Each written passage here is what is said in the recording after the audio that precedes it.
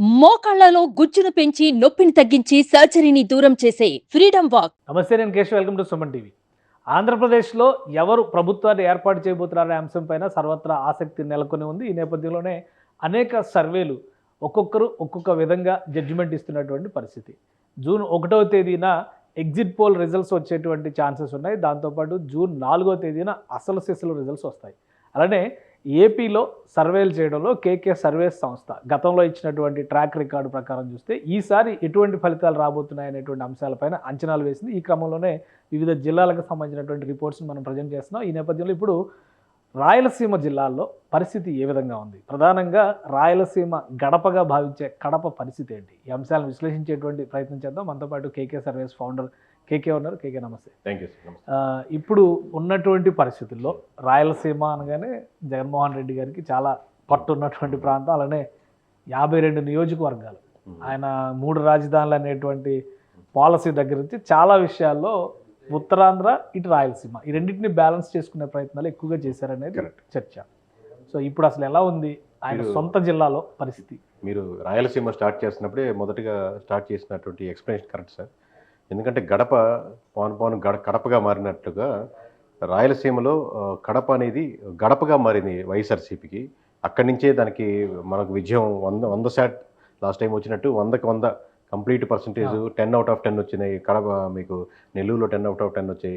నా విజయనగరంలో 9 clean sweep చేయగలిగింది. అక్కడ దాకా వెళ్ళింది.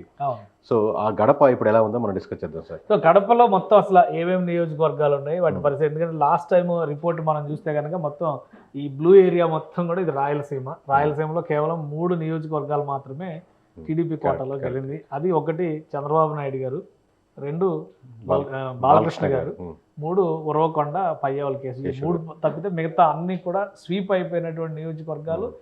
కడప జిల్లాలో అయితే మొత్తం 10 నియోజకవర్గాలు కూడా వైఎస్ఆర్సీపీ క్యాండిడేట్స్ లాస్ట్ టైం గెలిచారు. అసలు ఈ నియోజకవర్గాలు ఏంటి, ఎవరెవరు ఉన్నారు ఈసారి పోటీలో అనే అంశాన్ని విశ్లేషించే ప్రయత్నం చేద్దాం. కడపలో ఉన్నటువంటి టోటల్ 10 అసెంబ్లీ నియోజకవర్గాల్లో వైఎస్ఆర్సీపీ అలానే కూటమి చేస్తున్నటువంటి అభ్యర్థులను బరిలో నిలిపినటువంటి విధానం ఇది. మొత్తం నియోజకవర్గాలు చూస్తే Kadapa, Pulivendula, Mydukur, Kamalapuram, Jammalamadugu, Proddatur, Badvel SC reserved, Rayachoti, railway Koduru ఇది కూడా ఎస్సీ రిజర్వ్డ్, రాజంపేట ఇవన్నీ కూడా ఉమ్మడి కడప జిల్లా పరిధిలోకి వచ్చేటువంటి నియోజకవర్గాలు. ఈ 7 సీట్ల వరకు చూస్తే కనుక ఇది కడప పార్లమెంట్ పరిధిలోకి వచ్చేటువంటి ఎంపీ సీటుకి సంబంధించినటువంటి నియోజకవర్గాలు. సో మిగతావన్నీ కూడా రాజంపేటలోకి షిఫ్ట్ చేశారు. సో ఈ 10 నియోజకవర్గాల్లో ఇప్పుడు కూటమిలో మార్చుకున్నటువంటి సర్దుబాట్లు చేసుకున్నటువంటి తీరు చూస్తే రైల్వే కోడూరు జనసేన పార్టీకి వెళ్ళింది. అలానే 2 నియోజకవర్గాలు బీజేపీకి ఇచ్చింది. బద్వేలు ఎస్సీ రిజర్వ్ నియోజకవర్గం బొజ్జా రోషన్కి వెళ్ళింది. జమ్మలమడుగు ఆదినారాయణ రెడ్డి బీజేపీ నుంచి పోటీ చేస్తుంది. సో 10 నియోజకవర్గాల్లో 7 టీడీపీ పోటీ చేస్తుంది, 3 మిత్రపక్షాలకు ఇచ్చింది. అందులో 2 బీజేపీకి, 1 జనసేనకి. ఇది ఇక్కడ ఉన్నటువంటి ఈక్వేషన్. వైసీపీ మాత్రం 10కి 10 కంటెస్ట్ చేస్తుంది. సో మీ లెక్క ఏంటి? ఈ 10 నియోజకవర్గాల్లో లాస్ట్ టైం మొత్తం క్లీన్ స్వీప్, ఇప్పుడు ఏ విధంగా ఉండేటువంటి అంటే మీకు నెంబర్స్ చెప్పే ముందు సార్, అంటే ఎక్కువ మంది మనకు డౌట్ పడుతున్నారు కాబట్టి, ఇబ్బంది పడుతున్నారు, లేదా వైసీపీ వాళ్ళు జీర్ణించుకునేదానికి కష్టంగా ఉంది మన నెంబర్లు కాబట్టి నేను ఒక చిన్న ఎగ్జాంపుల్ చెప్తాను సార్. కడపలో ఎవరైనా తెలిసిన వాళ్ళంటే కాంటాక్ట్, కడప అంటే దాని హెడ్ క్వార్టర్సే కడప కాబట్టి ఇంతవరకు ఒక 2-3 చెప్తాను సార్. ఫర్ సపోజ్ కడప నియోజకవర్గ అసెంబ్లీ సీటు ఇప్పుడు ఇక్కడ జనసేన పోటీ చేస్తుంది. అలాగే మనకు రైల్వే కోడూరు, అలాగే బీజేపీ కంటెస్ట్ చేస్తున్నటువంటిది జమ్మలమడుగు ఇక్కడ ఉంది, ఆదినారాయణ రెడ్డి గారు కంటెస్ట్ చేస్తున్నారు. ఈ 3 గురించి అడగండి. శాంపుల్ సర్వే మీరు మామూలుగా టీడీపీ కంటెస్ట్ చేస్తుంది, ఇక్కడ టీడీపీ కంటెస్ట్ చేస్తుంది. 3 పార్టీలు ఉన్నాయి కదా, కూటమి ఉన్నాయి, సైకిల్ ఉంది, కమలం ఉంది, మామూలు గ్లాస్ 3 ఉన్నాయి కదా. ఎవరు గెలుస్తారు, ఎవరు ఓడతారు పక్కన పెట్టండి. రకరకాల సర్వీస్ రకరకాల చెప్తుంటవచ్చు, అంటే వాళ్ళు అనుకున్నటువంటి ఎక్స్పీరియన్స్ని బట్టి. ఇక్కడ టైట్ ఫైట్ ఉందా, లేదు క్లీన్ స్వీప్గా 20,000 మెజారిటీతో అసలు బీజేపీ పోటీ చేస్తుంటే అక్కడ ఎవరు ఓటేస్తారు జమ్మలమడుగులో, లేదా జనసేన పోటీ చేస్తుంటే రైల్వే కోడూరులో పోటీ చేస్తున్నారు. మీరు రైల్వే కోడూరు ప్రాంత పర్సన్స్ని, జమ్మలమడుగు ప్రాంతం పర్సన్స్ని, కడప ప్రాంతం పర్సన్స్ని అడగండి.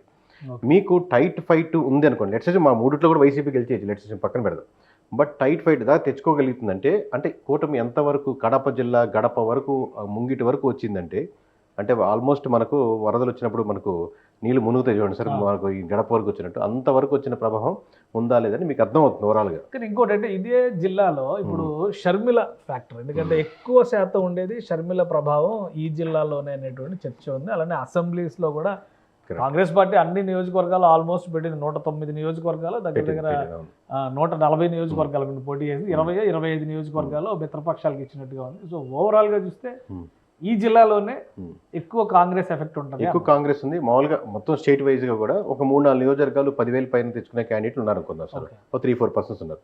సో ఓవరాల్గా ఒక చెప్తాను చూడండి సార్, మీకు వైఎస్ఆర్సీపీ అనేది కంప్లీట్ కాంగ్రెస్ నుంచి వచ్చిన ఓట్ బ్యాంకింగ్, కంప్లీట్గా కాంగ్రెస్ ఓట్ బ్యాంకింగ్ తను ఓన్ చేసుకొని ఇంకొంచెం టీడీపీ కావచ్చు, ఇంకొంచెం జనసేన కావచ్చు, కానీ మెజారిటీగా వచ్చినటువంటిది లాస్ట్ టైం నుంచి ఎప్పుడైనా కానీ కాంగ్రెస్ నుంచి వచ్చినటువంటి vote banking.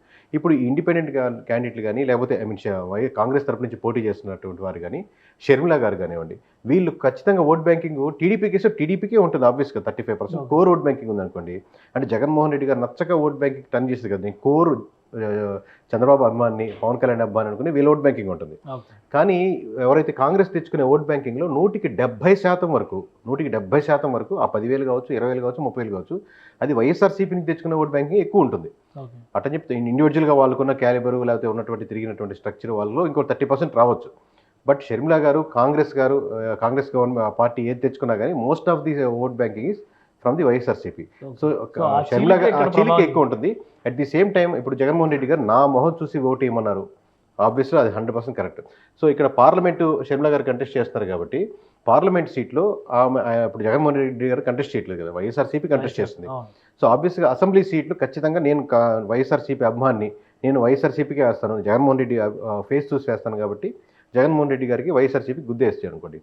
But at the same time parliament వచ్చేసరికి అక్కడ జరిగిన ఇష్యూస్, అక్కడ జరిగినటువంటి ఇబ్బందులు, వాటి మీద అదే vote banking same as it ఈస్గా మీకు అవినాష్ గారికి అనేదానికి ఆస్కారం లేదు పార్లమెంట్లో. సో వైఎస్ఆర్సీపీకి అసెంబ్లీ వేసి పార్లమెంట్ దే హ్యావ్ 2 ఆప్షన్స్. ఒకటి షర్మిల గారికి వెళ్ళొచ్చు, లేదా టీడీపీ వైపు వెళ్ళొచ్చు. సో ఇటు ఎక్కువ వెళ్ళారా, ఇటు ఎక్కువ వెళ్ళారా అనేది ఎంపీ ఎలక్షన్ కి ఓటు 100 మెంబర్స్లో ఖచ్చితంగా more than 30% people cross voting చేశారు 7 నియోజకవర్గాలు కలిపి. సో వాళ్ళు ఎటు వెళ్ళారు అనే దాన్ని బట్టి వీళ్ళు గెలుస్తారా వాళ్ళు గెలుస్తారా టైట్ ఉంది అనేది. ఆబ్వియస్గా అయితే ఖచ్చితంగా ఆ ఎఫెక్ట్ అయితే ఇవ్వగలిగారు కదా, సక్సెస్. రేపు పొద్దున్న గెలవచ్చు, ఓడచ్చు.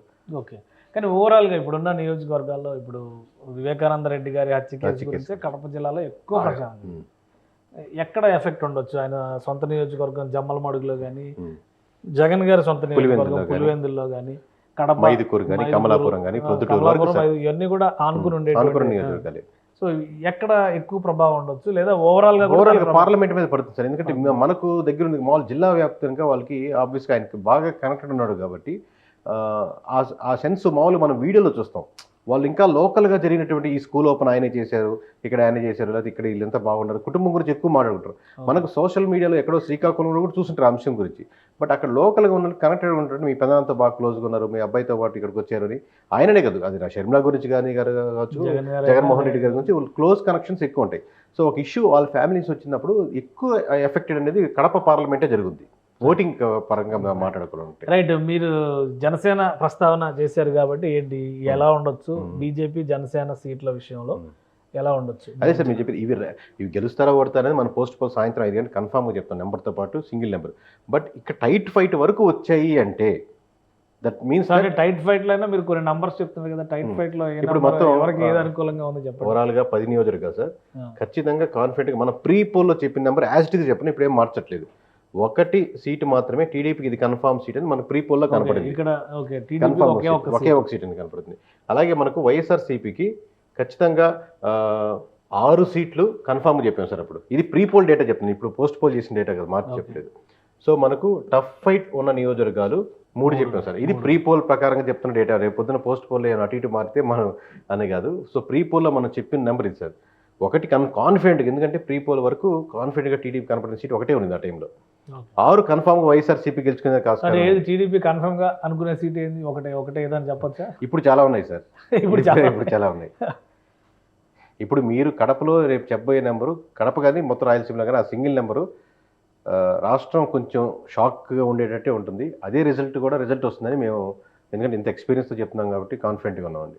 సో అంటే మీరు పోస్ట్ పోల్ యాడ్ అయితే ఈ నంబర్స్లో ఏమన్నా వేరియేషన్స్ వచ్చే అవకాశం ఉందా? ఈ 2 నెంబర్లో వేరియేషన్స్ వస్తాయి సార్. దీంట్లో ఖచ్చితంగా ఇప్పుడు మన నెంబర్ డిస్కస్ చేయకూడదు కాబట్టి ఇక్కడ ప్లస్ అయ్యేదానికి 100% ఆస్కారం ఉంది. ఇక్కడ ఎన్ని మైనస్ అవుతాయి అనేది చెప్తాం సార్. సో అంటే కడప సొంత ఇలాకాలో కూడా తగ్గుతాయి. ఎందుకంటే క్యాండిడేట్ల పరంగా చూస్తే కూడా, అంటే నాకు తెలిసిన నాలెడ్జ్ నేను చెప్తాను, కడపలో మాధవిరెడ్డి గారు టఫ్ ఫైట్ ఇస్తున్నారని విన్నాను. మైదుకూరులో మీరు ఇంతవరకు విన్నారా ఎక్కువ సోర్సెస్ నుంచి? అదే సుధాకర్ యాదవ్ కూడా టఫ్ ఫైట్ ఇస్తారు అనుకుంటున్నాము. అలానే జమ్మలమడుగు ఆదినారాయణ రెడ్డి గారు tough fight, Proddatur Varadarajula Reddy tough fight. So ఇంకా మిగతావి ఏవి అంత కనిపించట్లేదు. అంటే ఓవరాల్గా చూస్తే 4 వస్తున్నాయి నా లెక్క ప్రకారం చూస్తే కూడా. మీరు చెప్పే టఫ్ ఫైట్ +1 అన్నీ కలిపితే కూడా 4 అంతేనా? కడపలో సొంత జిల్లా కాబట్టి జగన్మోహన్ రెడ్డి గారి పట్టు అయితే అలా ఉంది. అంటే మీ లెక్క ప్రకారం కేశవ్ గారి సర్వే ప్రకారం 4 వస్తున్నాయి అంటారా? సర్వే కాదు, ఫీడ్బ్యాక్ టఫ్ ఫైట్ ఇస్తున్నటువంటి వాళ్ళు అంటే అభిప్రాయం. టీడీపీ కూటమి నుంచి 4 టఫ్ ఫైట్ ఇస్తున్నాయని అనుకుంటున్నాను. సో మీకు ఎన్న ఇన్ఫర్మేషన్ ప్రకారం మీరు ఆల్రెడీ సర్వే చేయరు, మాలాంటి సర్వేస్ వచ్చిన ఇన్ఫర్మేషన్ చెప్తా ఉంటారు, లేదా మీకు వచ్చిన ఫోన్ కాల్స్ రకరకాల చెప్పేవాళ్ళ ఇన్ఫర్మేషన్ ప్రకారం 4 అయితే కూటమి నుంచి టఫ్ ఫైట్ ఒక 6 అయితే కన్ఫర్మ్ సీట్లు అనిపిస్తున్నాయి అంటారు కదా. అవకాశం ఉంది. అంటే ఈ అవకాశం ఉంది 100%. పోస్ట్ పోల్ తర్వాత ఇది పెరగచ్చు. Okay, right. Thank you. Kadapa గురించి అప్డేట్స్ ఇచ్చినారు. ఇది కడప జిల్లా, ముఖ్యంగా ఉమ్మడి కడప జిల్లా వైఎస్ రాజశేఖర రెడ్డి ఫ్యామిలీకి కంచుకోట అనేటువంటి అభిప్రాయం ఉంది.